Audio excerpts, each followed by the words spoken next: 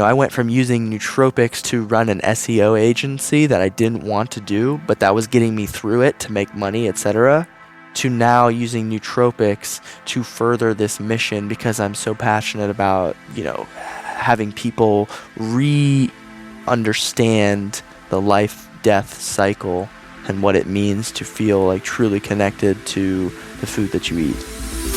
That's filmmaker and entrepreneur Mansal Denton, and this is episode 214 of Wellness Force Radio. What's up, my friend? It's your host, Josh Trent, and welcome back to another episode for your weekly access to global experts in all things wellness as we discover the physical and emotional intelligence we need to live life well. In this podcast, we talk with my friend Mansal Denton, well known in the health, fitness, and paleo world as the founder of Nootropedia, a go-to resource for everything nootropics and cognitive enhancement. But what's most interesting about this interview, live and in person, recorded in Austin, Texas, is that Mansal's focus on productivity and nootropics actually brought him to a deeper exploration of an intersection that not too many people have ever connected: the contrast of hunting consciously, harvesting animals in an ethical way, and the use of plant medicines. How combining these two can shape a different narrative around a cycle of life that is pretty uncomfortable for most people to talk about, and that is death. We know that we're all going to leave the planet someday, and until we do, we're exploring the physical and emotional intelligence to live our life well. But when it comes to these subjects, in our conversation today, you'll learn why they're all interrelated and connected. Why, when you have a more cognitively enhanced mind, you can start to explore different states of awareness and consciousness that will uncover some of the biggest blind spots for all of us that may be holding us back in life. Now, as you listen to the podcast today, keep an open mind.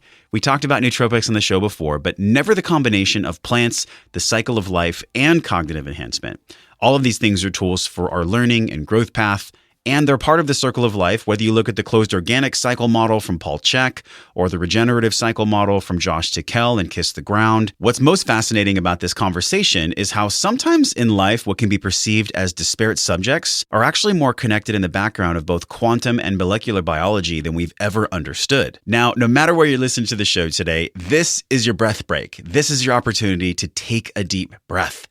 If you're not familiar with box breathing, go over to wellnessforce.com/morning21. Sign up for the Wellness Force newsletter. We've just created a brand new Morning 21 system that's 21 minutes long. It integrates box breathing with examples and guidance. That's wellnessforce.com/morning21. Pick up your guide for free today. We're giving actually more free stuff away today.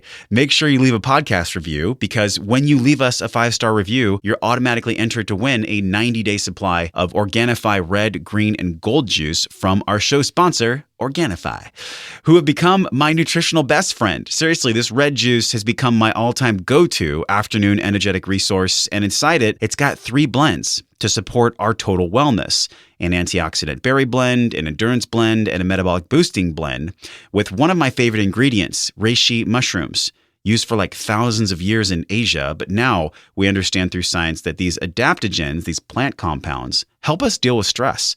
So if you're stressed, which is pretty much part of being human in our modern world, go over to Organifi.com/wellnessforce. Just use code wellnessforce to get 20% off your deep discount for the green, the red, the gold juice with the reishi in the red, as well as the other adaptogens. Organifi.com/wellnessforce. Use code wellnessforce for 20% off so you can save some money and use that money to go play out in the world with your increased energy. Coming up right now on the podcast, we're talking about what Mansal learned from going to prison early in life, how nootropics have helped him to heal from the inside out, why he's chosen to begin filming a documentary called Below the Drop, between psychedelics, hunting, and death, why our society is disconnected from this cycle of life and death, what he wants to change about this perception through this upcoming film, how nootropics can actually help reduce anxiety and allow us to be more connected, how to cycle nootropics, stimulants, and hit our reset button, understanding who should and should not be using nootropics, and how to identify the parameters around this,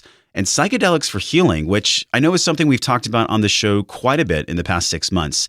But we also discover the shadow side of these plants, how they've become abused, unfortunately, by people as a party drug. But we also know there is a deep healing renaissance with the plants that is happening right now that we're all a part of and we're all in the process of understanding. Show notes from today are at wellnessforce.com/214. Share this podcast with somebody you care about today. Let's drop in with Mansal Denton.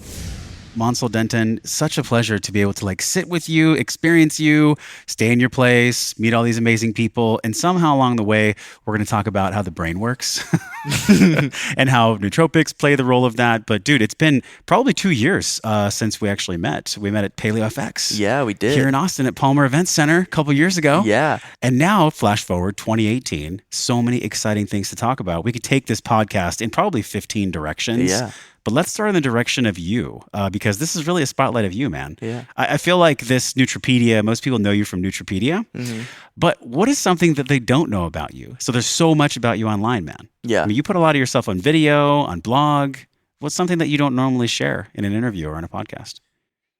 Yeah, it doesn't. I guess the first thing that comes to my mind is like, what's the deep dark secret that I don't share? But the truth is, Could be like, dark or light. I'm pretty open with all that kind of stuff. So I would say the thing that I don't share often is my incredible love for history, and that's been since I was in high school, and I have a real reverence for some of the figures that we still recall in.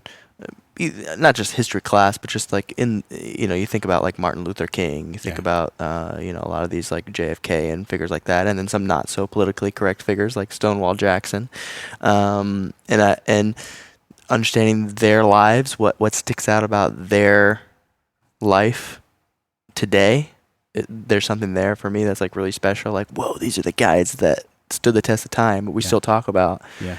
And then there's also something about military history specifically that I find super compelling, because it feels to me like in life or death situations like war, it brings out all aspects of the human condition. It's like an exaggerator of the human condition. This is why I'm so stoked to talk about your project, this plant medicine and also contrasting death. Yeah. How you're rewiring this narrative around something that, I'll be honest, man, like death is a topic that no one really wants to talk about, yet it's a part of life. Let's start at the beginning of your life journey. Tell us everything about your childhood in 2 words. Oh my gosh. Mother's love. Oh, that's a really good way to start, actually. Yeah. Now, when you founded Nootropedia, looking back, there's been like different time in jail. There's been you playing soccer on a professional level. And then there's also been you in college where you didn't really have the normal college experience. And then before that, there was obviously you living with parents who were both educators. One of them was a biochemist. Give us the skinny story. Yeah. Well, I mean, about my parents, I just grew up with kind of intellectualism always there. There was, both of them have PhDs. They are both very scientifically minded. My father's like idea of a, father-son kind of connection was to talk about meteorology and the weather and things like that.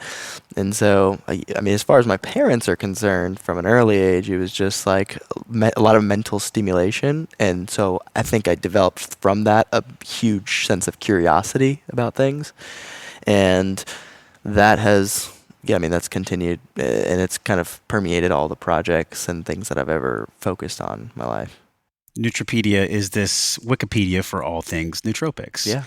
I've always heard 2 opinions on this. Some people call it nootropics. Some people call it nootropics. What's the correct pronunciation? Like, what is it? Dude, I'm as lost as everybody else. Just because I, have a website that's focused on it, like not just the nootropics but also like piracetam, aniracetam, like all these synthetic drugs that were developed like, the last 40 years. I don't know the pronunciations of most of them.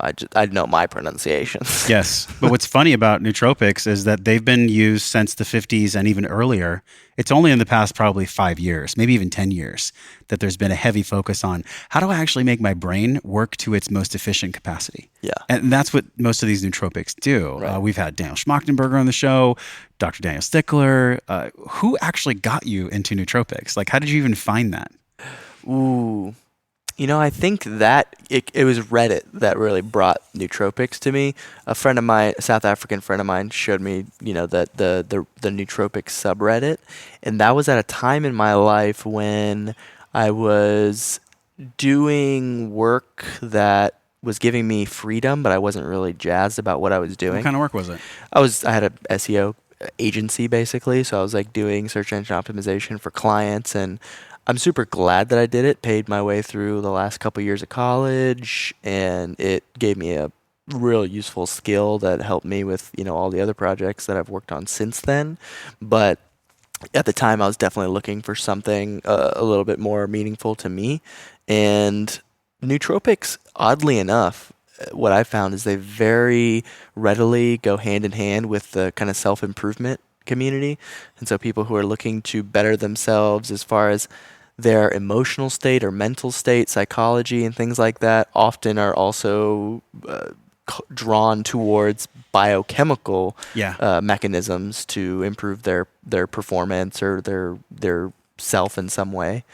And there's shadow and gold to that, which we'll talk about. But but that was kind of the first introduction. Was like, and a big part of that was actually me being arrested and having pretty serious like legal charges I was just in this constant state of like, I messed up and I need to fix something in me, kind of thing. And nootropics was one step on that ladder. By the way, can we cuss? Yeah, absolutely. Okay, cool. I feel like from what I know of you, at least in the past couple of years, just understanding you and nootropics and Nootropedia and what this contribution is that you're giving to at least the health and wellness world. But now you shifted gears. And yes, you still operate Nootropedia, but there's a documentary film that you're in the process of working on here. And I think what's most fascinating to me is like, what has actually inspired you throughout this entire time, coming from the nootropics area and then now transitioning into like more of a plant medicine and this contrast of death? What did you learn when you were understanding nootropics, and how does that play a part in what you're creating now? Because I'm sure there's some contrast and also some bleed over. Oh, 100%. What I really learned, not just from the audience that I was gathering with Nootropedia, but also my own experience, was how frequently nootropics, just like anything else, could be a tool that was, motivated by shadowy kind of behavior.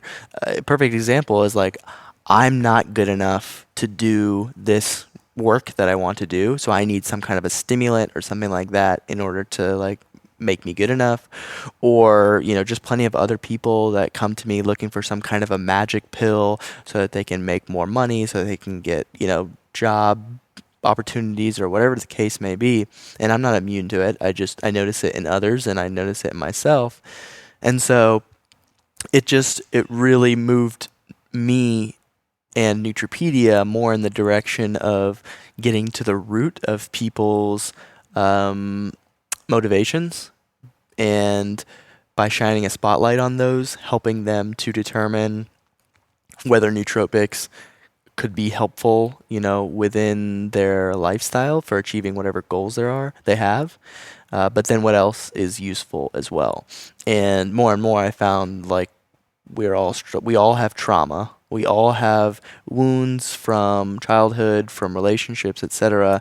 And in healing those, we have an opportunity to, connect more with ourselves, love ourselves, and from that place, really contribute to our community and to the world in the way that we were meant to. Yeah. So kind of reversing this process to get back to like this original state, so that we can, come forth with some kind of beauty. What's the name of the documentary that's coming out? Below the Drop. And what's it all about? Like, give us the Below the Drop description. Basically, my thesis is we're too disconnected from death. And that shows up in a number of different ways. For me, most specifically, it showed up in how disconnected from the meat that I was eating I was. And so I wanted to go down this rabbit hole of hunting my own meat and eating my own meat. And there was some ayahuasca experiences that helped me to make a commitment to only eat meat that I killed. And so I'm currently doing that. And so the documentary is going to cover a hunt that I go on in September for elk in Colorado. But it's far deeper as a philosophical question about what our relationship to death is. Why are we scared of death when it's part of the life cycle? Why is it wrong in many circles to take the life of an animal? when it can be done consciously. It has been done consciously for thousands of years by indigenous tribes. And the other component of it is really the psychedelic component, which has been powerful for me in my personal experience combined with hunting. But I think, again, for indigenous cultures, almost every indigenous culture except the Inuit used some type of mind-altering substance. And through that, they had, this ego, death. They had just different perspectives on their relationship to death that I think was super valuable. And I don't want to romanticize indigenous cultures and things like that. But yeah, and I definitely don't even feel like in any way that you're romanticizing the hunting portion either. It's more about an honoring than a romanticizing. For sure. But yet we see in our society right now, it's like there's hunting shows and there's like all these different shows where we're really getting people excited about going back to the old ways, back to nature, living life through more of this natural ancestral lens. Does that play a part in what you're creating with this Below the Drop? 100%. For me, it's a very, very spiritual practice, taking the life of another animal. I mean, there's nothing that feels of greater significance to me than seeing the life of an animal that's not that far removed from humans. I mean, they have emotions, like you can sense they have strong ties with their families. And taking that life, that's so powerful. That's such a powerful experience. And I think that many of our ancestors did have reverence for the animals that they took, and they realized that this animal fed them, clothed them. And I'm an advocate, but most importantly, I just want to practice this for my own sense of gratification. And I find, immense value in kind of this spiritual approach to the animals and to the life cycle that I get to. I think what scares most people about hunting, though, is they're like, whoa, I have to go kill an animal, but yet they've seen the animal's meat and brothers and sisters wrapped in plastic for probably their entire lives in grocery stores. And it actually brings up a memory. I remember when Robb Wolf did a challenge. I think it was on this major news network. And he and a bunch of people spent 30 days with like no food, no electricity, no water, just like a loincloth or something out in the middle of nowhere. And he was the guy with the outlaw that actually killed a big deer, like this big I think it was like a 5 or 6 point deer. And I remember when they walked up to the deer, everyone was crying. There was this one woman that was crying, and they all kind of like stood there and just like honored the animal. And for him, it was this exploration that he had gone on where he had been in the paleo community for a while. He had like the narrative of being like one of the leaders in paleo, but he had never actually had that experience. And it changed him in a really drastic way. And I remember him talking about it in his show multiple times, where he now had this incredible deeper amount of respect and honoring for this animal. And multiple times in my life, I've been like, I would really like to go on a deer hunt. I would really like to go actually see what it's like to have the blood of an animal that I've killed and honor and go through that process. Because man, how many people are disconnected from their food? And it almost makes me wonder, what if men and women were to be able to hunt in a integrous and an honoring way to these animals in a conscious way? Like, is that really what you're creating? This conscious hunting mindset, rather than just like killing animals just for the sake of sport, which I don't know if I believe in that. I think if we're going to kill something, we have to honor it by eating it. Yeah. Well, there's a couple things to that. One, it's like you gave me a layup. Like a big part of what I want to do is create like conscious hunting experiences and, bring people into a space that they have the opportunity to tap into that, because there's so many people that are from urban environments that I speak with who have heard of hunting, or they've like seen it in a different context from other people, maybe the traditional way like you're talking about, and it just puts them off. And when I explain my experience, they're like, oh, I want that. And so I think there is kind of a resurgence in a lot of communities. I think the paleo community is going to be very receptive to the message, and I think that honestly, there's a lot of overlap even with vegans as far as being conscientious of our ecosystem, what kind of actions we're taking, being connected to the land. And also, I mean, I'm not really a huge fan of factory farming or anything Neither like that. am I. And we've talked about CAFO on the show before, controlled animal feeding operations. So we have these thousands and thousands of yard facilities, especially the one in California, NorCal, the middle of California, right by a different Hesperia location. There are cows that are like as far as the eye can see, and they're sitting and bathing in their own shit. There's nothing healthy about that. Yet that's what's actually feeding this appetite that we have for meat. So I'd like to pose this question to you. Do you actually feel like we should be eating less meat, but actually the meat we eat should be devoured in a conscious way? 100%. I think we should eat less meat. I think we should consider really, really, we get to vote with our money. And if you can go to a local farmer's market, you can just ask a few questions, find some of those vendors that have the free-ranging animals and things like that, and use it as a treat. Maybe have it like once every few days or something like that. But I do think that it's really, really valuable to have just be really mindful of how much we're eating, because I think I told you this the other day. Like 40% of the U.S. is arable farmland. A big part of that is like different grains, corn, rice, all that kind of stuff. But also a lot of that corn is going to feed livestock. Yeah. And so it's a huge ecological problem that we face. And the more connected we are to all the manifestations of our actions, the better off we're going to be, the more thoughtful we're going to be with our actions. This thoughtfulness, though, the way that you've formulated Nootropedia, and then also now with Below the Drop, there's a lot of thoughtfulness, a lot of conscientiousness, a big connection as to why you do this on a moral, like a guidepost, actually. That wasn't the case for you, though, because at one point in your life, you were in jail. Yes. And you weren't very conscientious then. No. Your moral compass didn't exactly exist from your heart out into the stratosphere. Right. Going from that point to now, like, who have you become since then? Why did you even go to jail? What was that all about? It took a long time for me to get to this place, but that was all about my own like pain and inadequacies and insecurities. And I went to jail because, to make a really long story short, there was a woman in Switzerland. I was a virgin at the time. I questioned my masculinity. I had all these insecurities around being a man, and I wanted to go be with this woman in Switzerland. And I was willing to put anything that it took to make that happen, and that included stealing documents from a museum and selling them in order to go be in Europe. And it took me like many years to realize this, to realize that it was coming from a place of insecurity and coming from a place of not feeling enough self-love. But once I finally came to that point, I could forgive myself, because I realized that I was just doing the best that I could to find love and to have a sense of connection with somebody. And that was really important, forgiving myself for that. And I think the biggest change from then to now is just like a deeper sense of love for myself.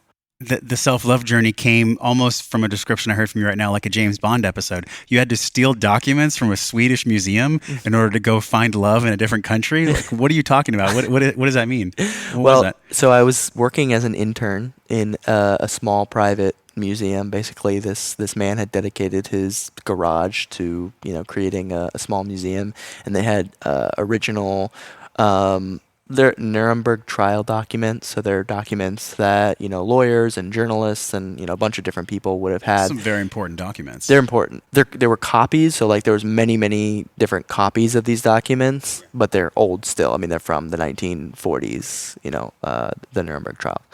So I was working with them because like I said, I was very interested in history, and I collected World War II stuff. And when my parents said that I needed to come up with the money myself to go to Switzerland, I just had that temptation that was right there staring me at the face. And the inadequacies and the pain and insecurities around my relationships with women made it so that I ignored that voice, that moral voice that my parents taught me right, that was stealing, but Yeah. I ignored it to fulfill whatever needs that I had or desires that I had. And obviously it was the best thing that ever happened to me. Yeah. How long were you actually in jail? Well, I was in prison for 6 months. So I got 6 an months. 8-year sentence and got a 6-month time frame that I was there. When you got out, like, what was the day?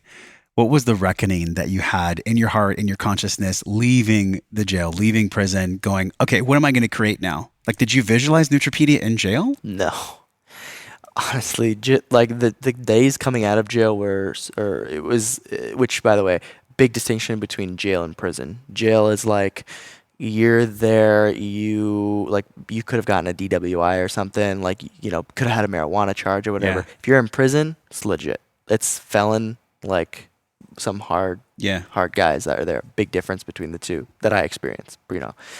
Um, when I first got out, it was just like so much stimulation because I had been used to seeing no women, same thing every day. I had my routine.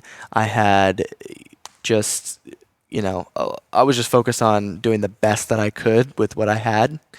And when I got out of prison, it was like, there was just so many options. It's like, oh my God, I can eat whatever I want. Yeah, it was like a newfound sense of freedom. It was also, but it was in sometimes in a negative way. Like it felt like very overwhelming. And I felt like I kind of had PTSD because, people would be behind me and I'd feel real uncomfortable with people behind me because in prison, it's like something you're, pretty conscious of. And women, I was just like, oh my God, I don't know how to deal with you anymore because I haven't had experience with a woman in 6 months. Yeah. And it was just an interesting dynamic that I felt. How do you feel that this experience prepared you to actually lead this Nootropedia community? Because you probably get a ton of like Fortune 50 CEOs and all these high performers that reach out to you and they're asking, out of the thousands of options out there, what do I take from a pharmacological level, from an actual like chemistry level that'll help me in my life? How did being in jail and what did that experience do that actually prepared you to lead this Nootropedia community? Well, I firmly believe that it was the rite of passage that helped me become a man from a boy, and that level of maturity it gives me the sense in myself that I can tell these Fortune 500 CEOs, this is what I know. Here are some things I don't know, like humbly. I can do some research for you, and this is what I know to the best of my knowledge. Yeah. So I think there's a healthy balance there of humility with confidence in myself that came from prison, because when you go to prison, when I went to prison, it was like all my power stripped away. I don't even have control of my schedule. They bring breakfast at like 3:30 in the morning. It's incredible. Like it's almost like they do it on purpose. Damn. And can't control what I eat. I don't have any possessions, no possessions whatsoever. So a lot of stripping away of my ego in a lot of ways that allowed me to just be a little bit more humble. And then by the same token, like I fucking survived that shit. And there was inflection point where I went from, eating just like foods that would make me feel better for a moment and watching TV and stuff to waking up early. I was working out, I was fasting, I was eating the right stuff. I was going to the library and reading books. Like I read every single book, and it was really broken into like two halves. Like the first half was just like spiral down, and the second half was like I hit rock bottom. Like I'm doing the best I can when I'm here kind of thing. And so I got a lot of confidence from that experience. I could see that becoming a man, it was a rite of passage. It reminds me of that scene in 300 where the boy goes out and he's just by himself and he has to kill this huge beast. You kill the beast really early in your life. I don't think a lot of men go through that early. And I think you're right. Like maybe looking back, that did allow you to have more leadership, more presence. And this presence part is what I think most people are lacking now. It's harder to be present in this current society than it's ever been. And nootropics and these cognitive enhancements, they help us with that. I've had great experiences with qualia, but what do people get wrong? Like when people start out, they start fishing for the right nootropic. What do they miss typically? I think they miss their motivations. And that's the biggest thing. Again, like it's kind of coming down to a more esoteric conversation. But if you go in to start taking nootropics and you don't understand what you want out of them, it's really, really easy to go down the wrong rabbit hole because these are very nuanced chemical compounds. And, there's nothing wrong with doing like Adderall necessarily, right? It's a tool. Adderall's a tool, and there's plenty of people who use it without prescription. I don't recommend it, but it's still a tool. And if you have a specific purpose, then that could be better than some more benign nootropic that's used without a purpose that creates like all kinds of problems and side effects. So, I really want to encourage anybody who's getting into nootropics to find out what are your motivations, what are your goals. And that helps to, eliminate so many different nootropics and put you on a path that you can, actually get something done. I know what got me into it is because I was experiencing decision fatigue. And so the more I do these podcasts, actually, and the more I have these like really interesting high level conversations, the more verbal fluency I naturally tend to lean into. But nootropics really helped me in my first year of podcasting, like 2015 into 2016. It really allowed me I was playing around with Alpha Brain for a while, and then I found Qualia in 2016. And it allowed me to just depend on something that could almost unlock greater connection in these moments. Have you found the same? And what exactly is going on in my body when I'm taking the nootropic and when I feel more connected to someone else? What is that?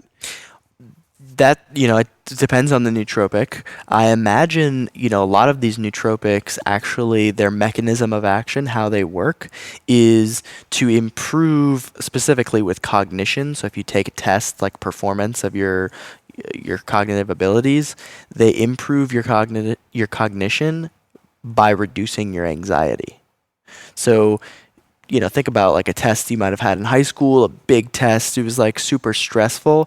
More than likely, that's reducing your capacity to perform on the test because you're not thinking stressed out about the test. Exactly. Yeah. Central nervous system's overactivated, and so a lot of these nootropics actually work by reducing that stress response, reducing anxiety, and allowing you to perform mentally. I wouldn't be surprised if it's a combination of that and you're consistently getting, used to and comfortable with the podcasting.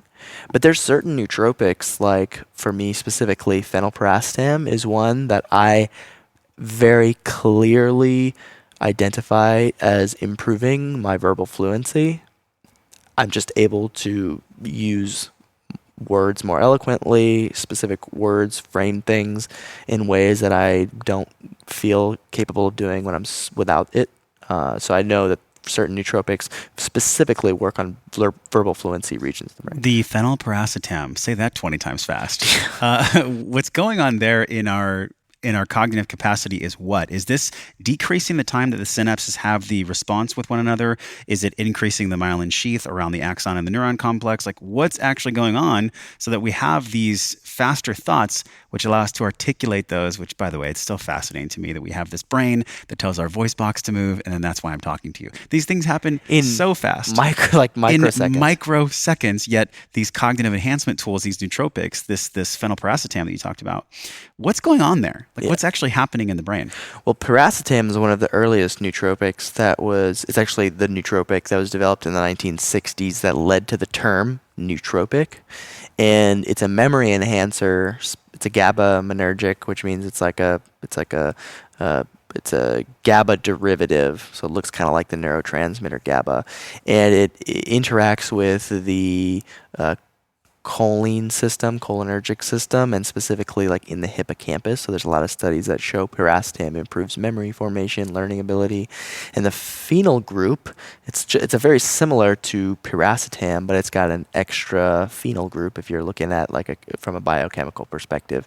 And that, according to Dr. Andrew Hill, it actually helps to get through the blood-brain barrier more effectively than piracetam, and works in some of these verbal fluency regions of the brain. More specifically, how it interacts with those verbal fluency regions of the brain, I don't fully understand. Yeah. In fact, I don't know that anybody does, but that's kind of the gist of it, and that's why phenylpiracetam can be so much more stimulating than piracetam, because it crosses the blood-brain barrier much quicker. And according to Dr. Hill, on brain scans, it actually looks like cocaine to some degree. Wow, but these are not addictive substances, though. I mean, nootropics can addict people, right? Depends on the nootropic, and it depends on what your definition of nootropic is, because there's a lot of compounds that have been used in a medicinal sense for thousands of years in Ayurvedic medicine, like Bacopa monnieri and Gotu kola, etc., that are nootropics, and there are people who would consider things that could be addictive, like there's a drug called gabapentin. There's a drug called phenibut. Phenibut is a better example. Phenibut is it helps with anxiety, relaxation. It's actually was made for cosmonauts in Soviet Russia who are going in like handles the G-force, the G-force in certain something situations. to help to balance their inner ear or something. Right, and that's quite addictive for a lot of people, and it creates withdrawal symptoms, tolerance issues. So for sure, some of these nootropics can be addictive, but like any tool, they can be abused. There's you start to realize like anything, it doesn't matter how healthy it is on a physical level, can be abused. Well, and in health and wellness too, sometimes somebody finds something that works, like let's say a low carb diet or a keto diet or whatever, and they do it for years and they're not getting results, and they're not changing, they're not getting the results they want at all. And they keep doing it because like, wow, it worked in the past. So cycling nootropics, if you take the same nootropic for too long, what does that look like for cycling? Like what do you see being successful for most people with the top nootropics out there? Is it a month and then take a week off? Is it 5 days like Qualia and then take 2 off? Or does it truly depend on just the compound itself? Depends on the compound, depends on the person, depends on what kind of work one is doing. I find, caffeine is one of the best stimulants, in ways to improve mental performance that's out there. That's why it's so popular. But as anyone who drinks coffee every day can attest, it loses its efficacy over time. Yeah, and people aren't cycling coffee. Like exactly. Starbucks is open 7 days a week for a reason. Right, and that's one of the first steps is to, in my judgment, is to take a closer look at how we're using stimulants, and using stimulants a little bit more mindfully. I don't have anything wrong with them. I use them myself, but taking caffeine maybe twice a week instead of every single day, multiple times a day, is really effective. And people can start that by taking 1 or 2 weeks off of caffeine to kind of totally reset. I typically find that when I travel, it's a great time for me to reset all of my tolerance with nootropics completely, because it's easy. I'm not planning to get a lot of really good deep work in anyway, and so I can just enjoy that environment wherever I am. But what I find is that many people are using stimulants, nootropics, and with focus and concentration, those are somewhat linear mental processes. So if you think about it, you have specific tasks and you need to do those tasks. So you kind of have like tunnel vision, and you're like, these are the tasks, like do.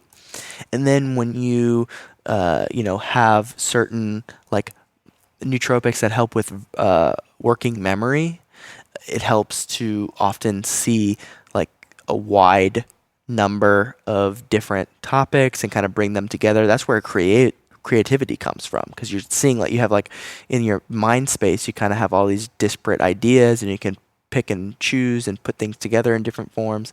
And I find oftentimes that those are very different processes. Creativity and concentration sometimes can be very different. Sometimes they come together in great ways in like flow states. But and then there's also this great mental freedom when I'm not taking any nootropics that I also benefit from. I think a lot of people are scared when they take nootropics that they'll take them, and then when they're not taking the nootropics, they'll be like, blunt or dull or something, not super sharp. Well, I have to depend on that almost like a crutch. And it's the same thing almost as somebody always wears an ankle brace. They'll never get their ankle stronger. Right. And so that's why taking out the nootropics, cycling them in, can actually allow the brain to unlock even greater levels of comprehension and cognition.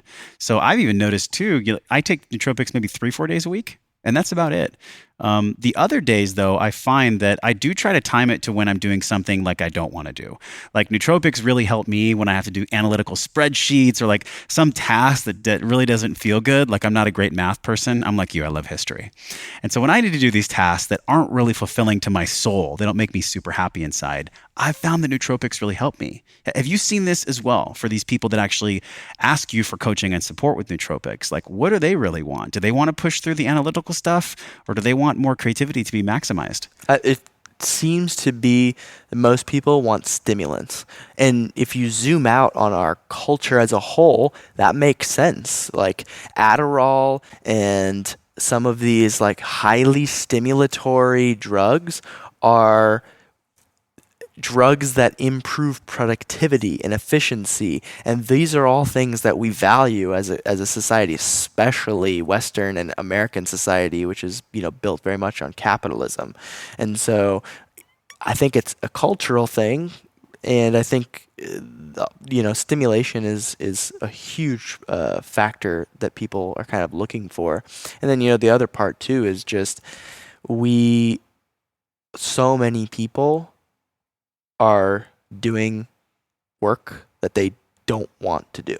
And I pretty much only work on projects that really light me up and they're like what my heart's calling towards. But even then there's stuff that I don't want to do within those projects. Yeah, just because you're working on a beautiful dream doesn't mean there's days that don't feel like it's a dream. Right. I don't care who you are. Yeah. It's not always sexy. No.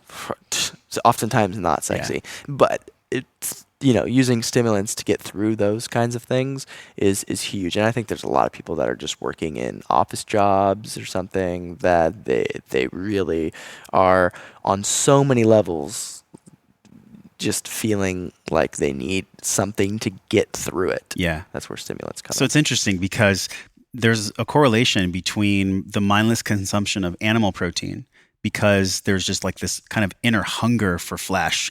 And then there's also capitalism, which doesn't follow the laws of nature. It's the only force on our planet that doesn't have a beginning, middle, and end. And maybe it will have an end just in our lifetime, we're not sure. And so I look at like a tree in the forest. It grew from a tiny sapling and it came all the way up to be kissed by the sun. And eventually it will die. And when it dies, it gives fuel and life force to the things around it. So there's two things we're not respecting as a society. We're not respecting the natural habitat of honoring the animal and consuming the animal. And then we're also taking all these stimulants like maybe excessive nootropics so that we can feed this hungry ghost that is capitalism. And I'm not anti-capitalism, but I think that there's a way to make capitalism more egalitarian. How do you feel that this correlation actually exists? Have you ever thought about these two things being together? No, but I have thought about the what psychedelics do in comparison to these stimulants. So stimulants are very much like create like efficiency and productivity, etc. for this capitalist machine no matter what. But when you tap into psychedelic experiences, it's so mind expanding. It's such the opposite of a stimulant. Yeah. It creates a sense of being in connection to the planet and being not removed from capitalism, but putting capitalism into context. It's not a runaway, I don't know what you would call it, but like some kind of runaway demon that when we don't have the ability to step back and connect with nature, it just kind of goes off course. And so, I mean, I definitely see how stimulants feed this machine, and in my judgment, psychedelics can, when used, in a good context, feed the opposite, which is, a lot more love and, hugging a tree, which I do, and I love You're trees. Such a dirty hippie. I'm a dirty hippie, but at the same time, we take the gesture, and how do I come back to reality and set my intellectual, scientific, and all of the prowess that I have as a man with a mission to do just like the capitalists are doing, but in service of something greater that is connected to nature. So I kind of use both. I use the psychedelics to like get perspective, then I use the stimulants to make it happen. Yeah, and the fascinating part about this is I had that awareness, I had this understanding of those two things I mentioned to you, where if you looked at them on paper, you wouldn't think that there was any correlation. Oh, CAFO meat and the amount of meat that's processed and consumed in the United States versus how we're ignoring the laws of nature. At first glance, it may not seem like they're connected, but it was actually in a ceremony where I had that connection, where I understood, how we truly do one thing. And a lot of people overuse this phrase, but how we truly do one thing is how we do all things. Like the way that I interrelate with you, the way that I care for you and our friendship and my body and the people around me and my car and everything in our life, it's all connected. Yet we do see these short-term things that are driven by almost like a feedback loop that is just allowing people to have temporary release of suffering. Maybe for some people, nootropics aren't the answer. What is the kind of personality or who are the kind of people that should not be using nootropics? Well, obviously there's the medical kind of caveats. If you have certain disorders and things like that, and you have been told by a doctor that you should take certain things, and you're kind of tinkering and tweaking on your own, then that's something to be concerned about. Because even with Adderall, which I'm not a huge fan of for off-label use. Have you tried Adderall? I've never tried it, but even for off-label use, I'm kind of not a proponent of it. But for many people who legitimately are prescribed and should be prescribed Adderall, it's life-changing in a positive way. So I don't think that anyone is necessarily should not use it, because there's some basic things, like let's say fish oil, for example. We are so far removed from our ancestral environment that there's so much science that suggests the ratio of omega-3 to omega-6 fatty acids should be 1-to-1, and the standard American diet is like 20-to-1 omega-6s.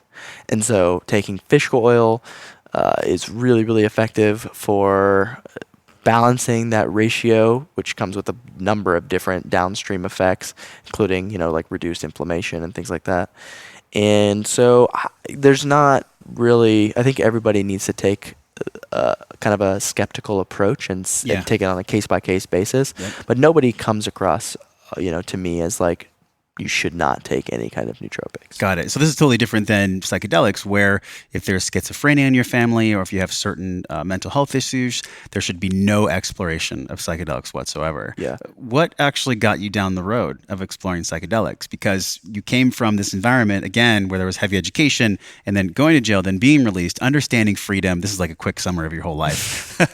You're doing it well. To then founding this website where anybody can learn about nootropics. And now coming into this film, psychedelics seem to have played a massive role in the development of this documentary film. When did you get involved with psychedelics, and how do you view them? Do you see psychedelics as a creative and an inspirational piece in your life, or is it something much deeper? Yeah, it's definitely something much deeper. I see psychedelics as, one thing that came to me recently was every problem in our world that's man-made, all the ecological disaster, the pollution, the everything, poverty that we can think of, that's all a manifestation of collectively what is going on with our minds.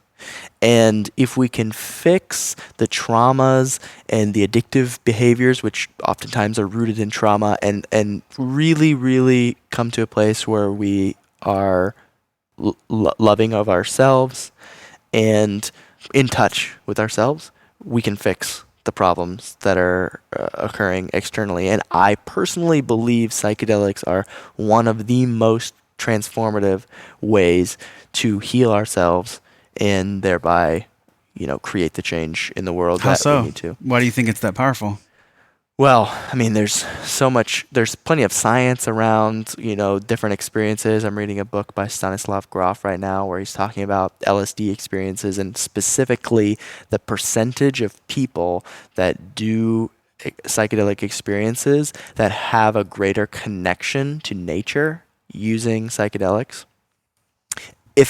I'm not saying that everybody needs to, but if many of the most important people were doing psychedelics regularly and reconnecting to that connection with nature, I firmly believe a lot of the problems with how capitalism has, run amok in certain instances would be reversed or would, go down a different rabbit hole. And really just connecting to what our actions are creating, kind of seeing all perspectives of it. But this hasn't been that long for you. I mean, your exploration has been, what, 2 years or less than 2 years, right? Yeah. And, the interesting thing is I had some big breakthroughs with psychedelics, like, after I got out of prison. It was all done after I got out of prison.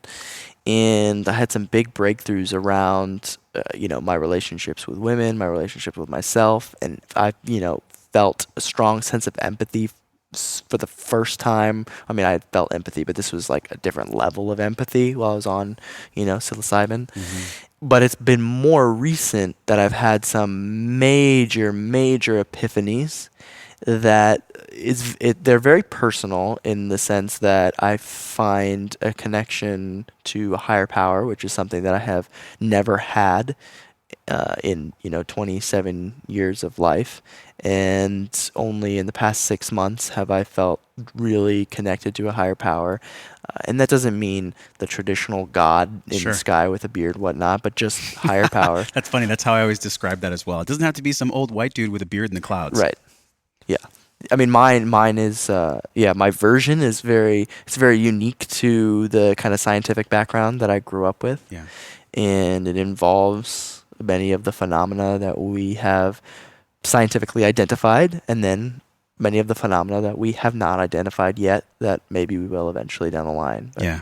I was listening to Michael Pollan recently, and he's actually here this weekend, which I'm so excited about. And he was talking about how on many interviews, when he started to do his book tour, that there were reporters that would click off the microphone and they would say, listen, I have to tell you this, but I didn't want to tell you when we were recording. I had a life-changing experience through psilocybin or through ayahuasca or through iboga, whatever it is. And he said that there's such a stigma around psychedelics that part of what he wants to do is unpack this stigma and shine light on all the dark spots of what people have really seen for probably 50 years plus, where, the inventor actually of LSD, the guy that discovered it, he had this life-changing experience where he rode a bike and he wanted to share it with everyone. Somewhere along the lines, though, people did start abusing these psychedelics. That is a real part. That is the shadow side of psychedelics. I do see, though, in our current society, there is a beautiful renaissance happening right now around all types of psychedelica. Why do you think the renaissance is happening now? Like, what's going on collectively with us as a species as to, in 2018, while we're seeing so much energy and so many conversations around the revisualization and the and the destigmatization of psychedelics? Well, I think what happened with kind of there's like 3 waves they consider of psychedelic use. The first wave is indigenous use for thousands of years. Second wave was in the 50s, 60s, and 70s to some degree. And now we're kind of experiencing the third wave. And what stands out most to me is this deeper sense of connection. Like all these like open-minded experiences that come from psychedelics were extremely dangerous to the administration in the United States in the 60s and 70s. And Nixon and the conservative elements of society cracked down, and they controlled information, and information just ran amok as far as taking these isolated experiences of people abusing psychedelics and exaggerating them. And because for so long everybody's just reliant information-wise on mainstream media resources, of course everybody is just being fed the information that these things are dangerous. And we've entered a decentralized era where information is readily available, experiences are readily available. You can go outside the country to places where these are completely legal to experience, and you can't keep the cat in the bag when information is so decentralized. I mean, you reach thousands and thousands and thousands of people with this podcast, and even if some administration didn't want me talking about how great psychedelics are, they can't really do much. Yeah. So I think that is part of the Renaissance, is just the ability that we now have to educate ourselves and empower ourselves to make the decisions for ourselves. There's many pieces of history that I think, even if you look at some people in biblical times and the understanding that the whole thing about manna, actually in the Bible, the research on manna is that manna was actually a psilocybin mushroom. And that's something that Joel Osteen mentioned in The Reality of Truth in the documentary about the experience of not just everything that's happening in Peru, but also like the arrhythmia experience in Costa Rica, and just understanding how so many dots are connecting back to biblical times, thousands and thousands of years ago. These tools, these ancient tools, which really that's what plants are. They're just tools like a nootropic. It's the same thing as far as humans evolving, yet now we live in this hyper-connected world where I feel like we're at this time where it's also the psychedelic renaissance, and also there's a greater scare around psychedelic medicine as well. How do you think that this film that you're coming out with will actually revamp that and shine the light where it gets to be shined for healing, for the collective healing? Yeah. Well, I think that there's definitely some conservative elements that still are scared of or resistant to psychedelic experiences, and they have a certain kind of connotation, because in the same way that you and I might have been raised in more liberal environment where we've been taught that psychedelics can be good, that, to some degree we both have kind of hippie tendencies, but there's a large swath of the population that I don't believe have that. Middle America doesn't necessarily always feel that way. And I'm glad that Michael Pollan wrote this book, because a lot of people in that neutral kind of zone. This is the same guy that wrote In Defense of Food. He's been interviewed by Oprah. I mean, this is a big deal. This is a very big deal. Big deal. And I think my film specifically is going to reframe and push the boundaries in a specific subset of people, namely hunters, namely conservative elements that may traditionally be involved with hunting, to recognize that, at least for me, and I also believe for everybody else, there is a very powerful element of conservation that comes with hunting. And many hunters will say that they're conservationists. But with psychedelic experiences, I've been able to tap into that side so much more, to really tap into the love that I have for nature. And even though that I'm taking a life, having a super strong connection to that animal and to nature itself. And so I think there's going to be a lot of conservative elements that might be resistant to the idea at first, maybe people who are into hunting, who want to watch something related to hunting, that are going to now have a different perspective on psychedelics and what that means for them. Basically, it's a hunting is a way that I can relate to them. It's like, oh, he's one of us, but he's also doing this other thing that I've never thought could be combined with this or in any way related to this, but I see how it does connect. And I think it's really important, too, to mention that it seems like this is a documentary film that's more about the blending of consciousness through this lens of psychedelics in a practice right now that's pretty unconscious. I mean, hunting is in most cases, a very unconscious thing, where you have these people shooting massive animals, cutting their head off and leaving the body there. Mm-hmm. I mean, it happens way more times than people even realize. Yeah. It's a very big deal. Have you researched kind of that deleterious side of hunting in preparation for the documentary? Well, yeah, it's a really tricky situation, because I think that the number of people who are in that camp who just waste the animal, or they are trophy hunters, I think it's a small percentage in my judgment of the total population. I wonder what the data is on that. I'd be so curious to learn that. But most hunters really are just like, to some degree, they're subsistence hunters. They live out in the country. They have like land, or even they just live in regions where they can go, hunt. It's acceptable. Texas is one of those regions where they can just go hunt and eat venison and have that meat. And so I think, just like with psychedelics, a small number of people take super high doses of these drugs. They shouldn't be taking them, and they're not doing it in the right set and setting.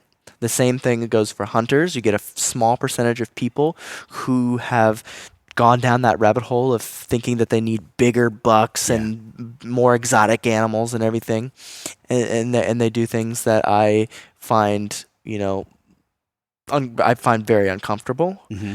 And that being said as well, there's a real, not that I condone the small percentage of people that do that kind of thing, but there's a lot of conservation that comes from somebody spending $40,000 to go hunt an animal.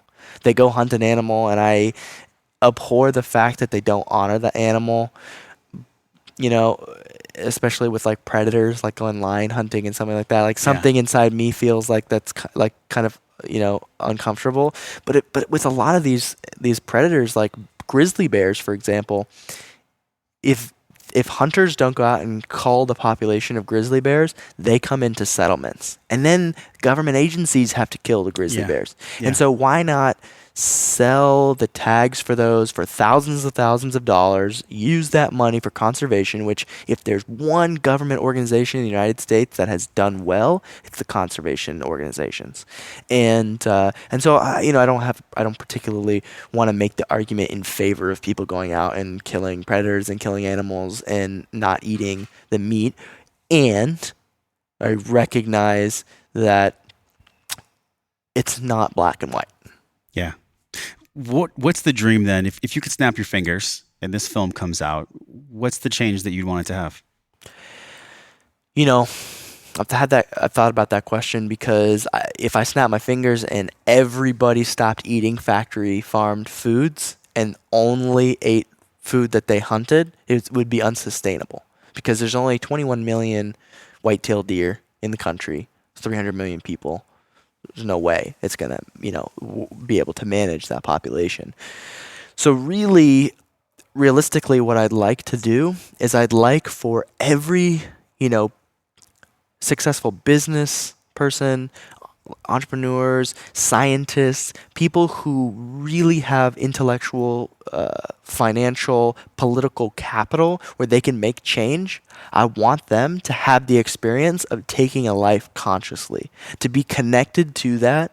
And therefore, when they can draw on that experience, just like a psychedelic experience, it's life-changing, and it changes what they create in the world. Maybe a scientist that is working on, erectile dysfunction pills has this experience of killing an animal and decides, instead of working on ED pills, they're going to go work on this synthetic meat.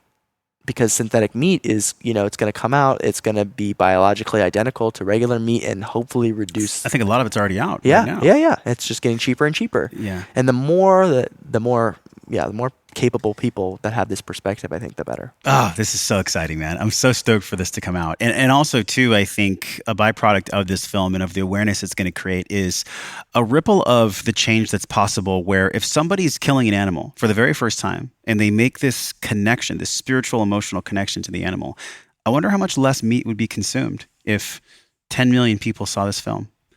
If 10 million people saw this film, how that would impact global warming from less animal feedlots, from less animal production, from less CAFOs, less greenhouse gas, lower carbon footprint. I mean, the ripple of, earlier in our conversation, we talked about how we do one thing is truly how we do all things. Somebody sees this film, the ultimate dream that I have for you too, is that this actually lowers meat consumption from the CAFOs, and it allows people to tap back in with what's real. Yeah. So let's both put that as a seed of the garden in the universe. Absolutely. And I think that even when consuming meat, there's a real... So if you look at like vegans and a lot of the, vegetarians and a lot of the foods that are commonly consumed by, that people who identify with that, I don't mean to point fingers or anything like that, but as humans in society, we contribute to the death of animals.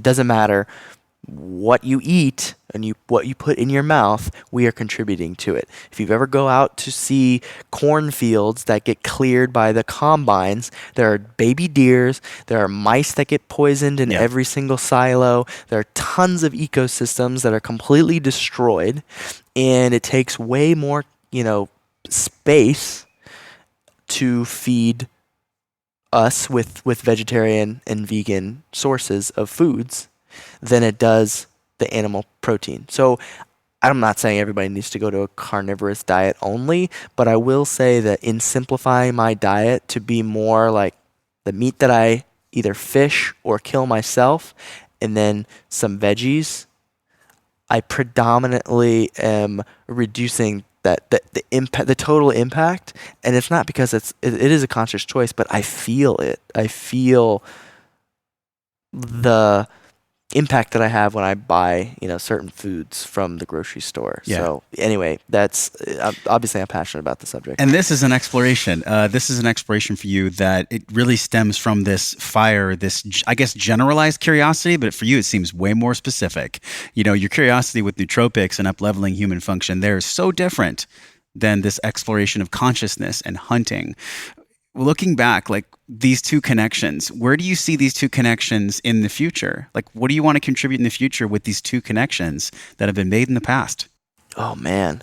Well, I do believe that the as far as the psychedelics are concerned, I think that's a really big component with the nootropic side. So I think that's kind of where the overlap is with this kind of like being really focused on like our consciousness and where we're going as a species and as individuals, having a greater perspective and connection to everything around us.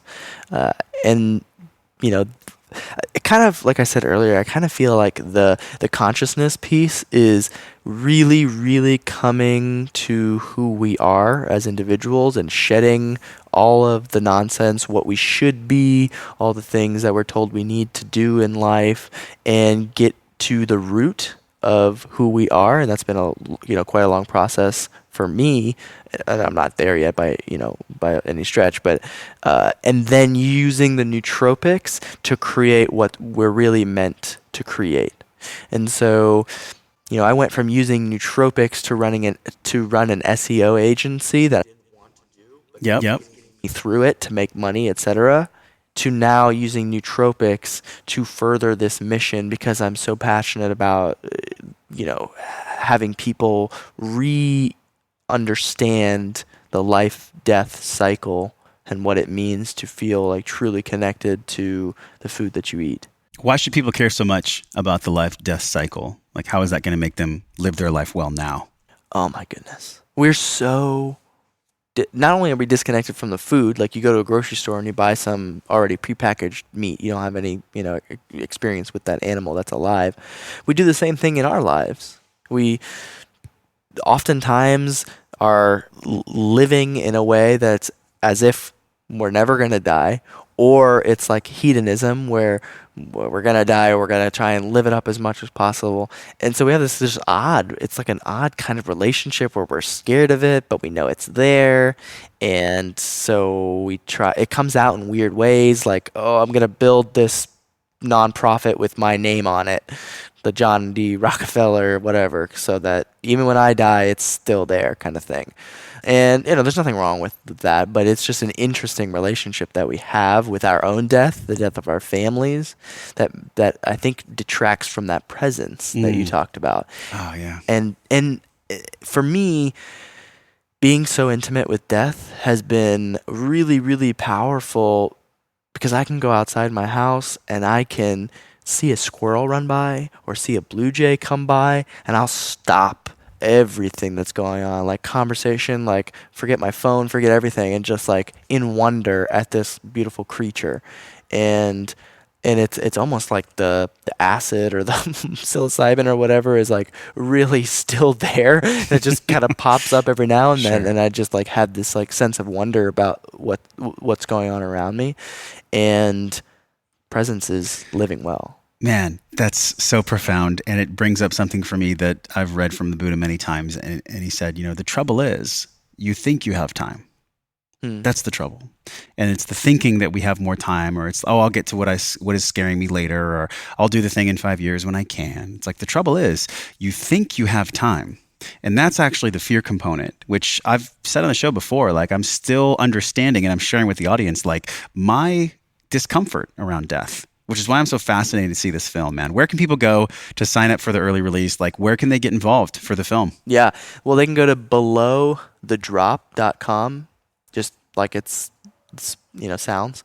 And there should be, information to sign up for email and stuff like that. We are planning to crowdfund the post-production of the film, and it's going to be for equity. So in contrast to the traditional Hollywood model where it's like only wealthy people invest in films, and so some of them lose money, but only wealthy people get the big, knockout, like home runs.